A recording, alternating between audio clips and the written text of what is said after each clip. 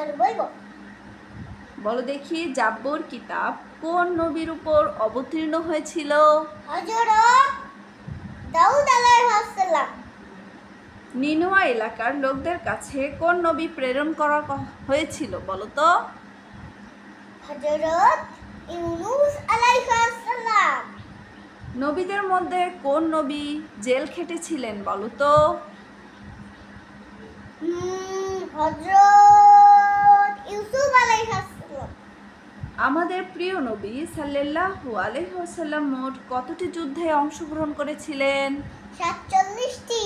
47টি? 27টি। 27টি। ভুল করো কেন? মানুষকে ধোঁকায় ফেলতে শয়তান সবচেয়ে বড় ফাঁদ হিসাবে কাকে ব্যবহার করে? নারীদের। আমাদের প্রিয় নবী সাল্লাল্লাহু আলাইহি ওয়াসাল্লাম কোন দিন মৃত্যুবরণ করেছিলেন বলো তো? সোমবার।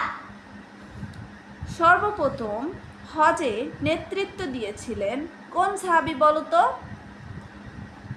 হযরত আবু বকর রাদিয়াল্লাহু তাআলা আনহু। প্রিয় নবী সাল্লাল্লাহু আলাইহি ওয়াসাল্লাম কতবার উমরা হজ পালন করেছিলেন? 4 বার। নারীদের মধ্যে কোন নারী সর্বপ্রথম শহীদ হয়েছিলেন বলো তো? হযরত সুমাইয়া রাদিয়াল্লাহু তাআলা আনহা। হযরত মূসা আলাইহিস সালামের যুগে কাফের কে ছিল বলো তো? হযরত ফিরাউন। মূসা আলাইহিস সালামের যুগে কাফের কে ছিল? ফিরাউন। ফিরাউন। মাশাআল্লাহ।